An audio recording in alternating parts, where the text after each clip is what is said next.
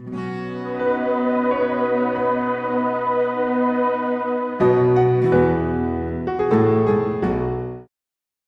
we have a question from this mic here? Sure. I just first like to say thank you for coming here. And my name is Puya. So I'm a student drama, and I come from Iran, not Iraq. Iran, the old name Persia. So I come from a religious family. My family are Muslim, but I born as a Muslim, but I didn't want to born as a Muslim because, so as a family I born, but still I haven't accepted Islam because of some certain points. My main question was about the time, like Asian time, back to the 1,000 years ago, when the time the Islam come to my country and we became a Muslim. So as I read in the history and those kind of stuff, I found it out that the Arab countries, so they attacked my country and they invade my country and they brought Islam by force without my king accepted. So Persia was an old country and it was the most civilized country from the ancient time until now. We believe a real God, we were worshipping a real God, and our religion was Zartosh. So he was a prophet also. So we believe in good deeds, good thought, good words. So even Cyrus the Great, he was the king of the world and he was doing a lot of good things. Even some people, they was confused that they called him Messiah, Masih. He was doing many good things, but he was never said, I'm a prophet, I'm a God. But even though that king, when he attacked the other country, he never killed a civilian, he never raped a woman, and he never made them to change the religion. Even somebody was worshipping a cow, he respect for them, even though he was worshipping a real God. He could make them to worship also same as what is worshipping. But in the Islam way, if you're going to promote your religion, doesn't mean that you have to force it to somebody else or you have to make them to accept that religion. Because, human being means freedom. So anyone, they should have a right, human rights. So maybe those people, they didn't want that religion. So why they have to attack and, to bring it by force? That was the main question that make my heart a bit, to make me my belief go down. So. Brother, are you Parsi? Pardon? Yeah, I'm from Fars. Are you a Parsi? You mean Farsi? Are you a Parsi? Are you a Zoroastrian? No, I'm not following any religion. You don't belong to any religion. I don't believe. But you said your parents were? My parents are Muslim, but because of this confusion stuff, I never try to follow the religion. I just believe in real God and doing the good things. So you believe in real God and good things. What are the good things? Where do you get the good things from? Good things like I don't harm the others. Whatever I'm doing, not try to harm the others. That's the first thing. As much as you can do the good things, even helping the others, and believe in the real God, not worshipping a stone or leaf or whatever. And I believe God is single. But I didn't. So you have your own philosophy. So you want to bring a new religion. I'm not going to make any religion. I'm just following my brain because as I know, God gave us a brain. So I didn't make my mind busy by following the books. When I was 10 years old, I was just thinking until now even. So I tried to follow my brain. thinking, he's saying, God as long as not a stone. Who told you stone is not a God? Anyway, I'll answer your basic question. Your basic question is that Muslims came to Persia and they conquered and they forced people to accept Islam. So no one should force at all. I agree with you. Point to be noted is that today the media promotes that Islam was spread by the sword. I am aware that there are certain black sheep in the Muslim community and there are certain Muslim rulers who did wrong things. But as a whole, Islam was never spread by the sword. Islam was never spread by the sword. It's spread by sword. Sword. Sword means force. Force, yeah. Like you said, now Muslims came and conquered Persia, etc. You see everywhere it's happening. There are wars taking place. But in Islam, it's clearly mentioned in Surah Baqarah, chapter 2, verse number 256. La ikraha fid deen. There's no compulsion in religion. Truth stands out clear from error. What we see today, if we analyze, that we Muslims, we were the lord of the Arab lands for more than 1400 years. For the past 1400 years, the Muslims were the lord of the Arab lands. For a few years, the Britishers came. For a few years, the French came. But overall, the Muslims were the rulers of the Arab land. Yet today, there are more than 9 million Christians who are Coptic Christians. That means they're Christians since generation. If the Muslims wanted, they could have forced each and every non-Muslim to accept Islam at the point of the sword in the Arab land. These more than 9 million Coptic Christians, they are giving Shahada. They are bearing witness that Islam was spread by the sword. We Muslims, we ruled India for more than 1,000 years. We ruled India for more than 1,000 years. If we wanted, we could have forced every non-Muslim Indian to accept Islam at the point of the sword. Today, more than 80% of the Indians are non-Muslims. These more than 80% non-Muslim Indians, they are giving shahada, they are bearing witness that Islam was spread by the sword. Which Muslim army has come to Indonesia? Indonesia today has the largest number of Muslims in any country, more than 200 million Muslims. In Malaysia, more than 55% of the citizens of Malaysia are Muslim. I am asking you, which Muslim army came to Malaysia? Your country, which Muslim army came? Which Muslim army went to the east coast of Africa? It was the business, it was the traders. When they came here, people accepted this religion. It is the media hype which talks about Islam was spread by the sword. Yes, there were a few people. There were a few black sheep of the Muslim community. Brother, you asked the question, you're listening or you're raising the hand? Okay, sure. You asked the question, you gave the background, I listened to it, and now you want to raise your hand. I have not completed my answer.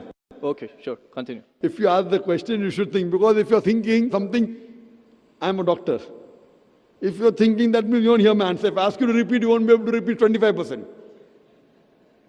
So when you listen, you should give attention. I'm a doctor. I've done psychology also. So, this is the media hype. If you read Thomas Carlyle, historian, he writes in his book, Heroes and Hero Worship. He puts number one hero prophet as Prophet Muhammad Sallallahu Alaihi Wasallam. He's a Christian. He says, if every new idea originates in one man's head, it dwells alone in the full world. It will do little good if he takes up a sword and propagates it. You have to first get your sword. He's talking about sword of intellect. There was a survey done in the Plain Truth magazine, a survey in the increase of the major world religions in a span of 50 years. In a span of 50 years, from 1934 to 1984. In a span of 50 years, the increase in the major world religion. It came in Reader Digest, Almanac Yearbook, 1984. Number one maximum increase in religion, it's Islam, 235%. Christianity, only 47%. I am asking you, which war took place between 1934 and 1984, which forced the non-Muslim to accept Islam? Which war? Which war? Today, leave aside the past. Today, the fastest growing religion in America is Islam. The fastest growing religion in Europe is Islam. I am asking you, who's forcing the Americans to accept Islam? Who's forcing the Europeans to accept Islam? You were not there born. Were you present in the past? Arabs came to my land and forced. Where were you present? This is history. Many things in history is false. So that's what? Okay. A very famous historian, Dilese O'Leary, he writes in the book, Islam at the Crossroad, page number 8.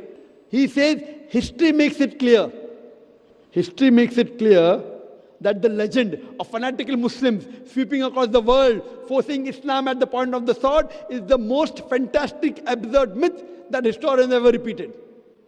Who says that? Dilese O'Leary. History makes it clear that the legend of fanatical Muslims forcing Islam at the point of the sword over conquered races is the most fantastic, absurd myth that historians ever repeated. This is just in the media today. Muslim terrorist, Muslim terrorist. I am asking you, did any Muslim attack you in this country? No, never. But the media says Muslims are terrorists. Yeah, media is just nonsense. Yes, same way your history is also nonsense.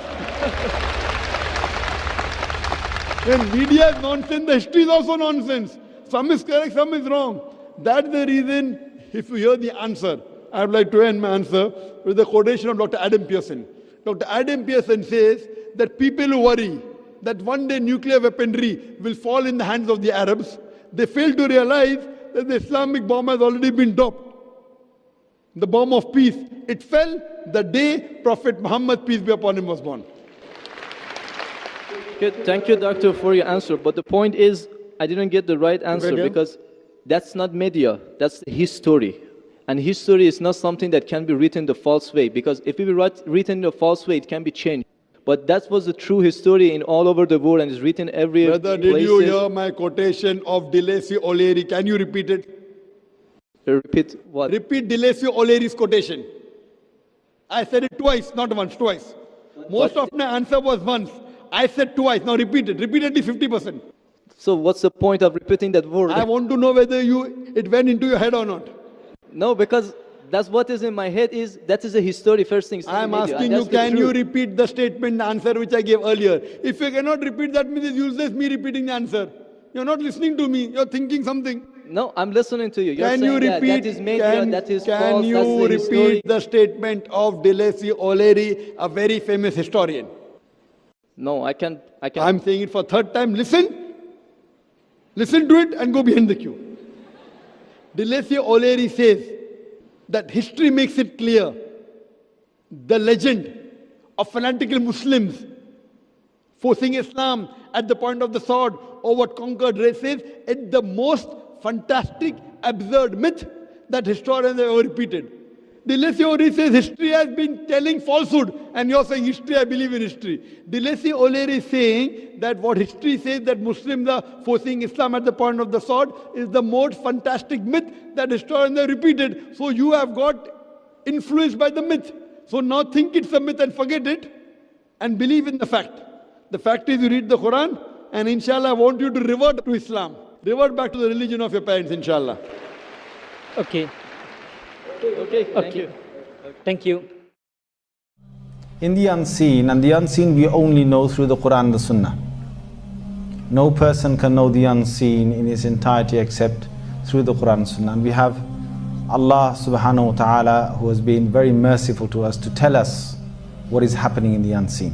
Belief in the unseen is a very fundamental characteristic of a Muslim. And that's why at the very beginning of the Quran, in Surah Al-Baqarah, just after the opening Surah Al-Fatiha, the opening chapter, Allah subhanahu wa ta'ala describes the successful people.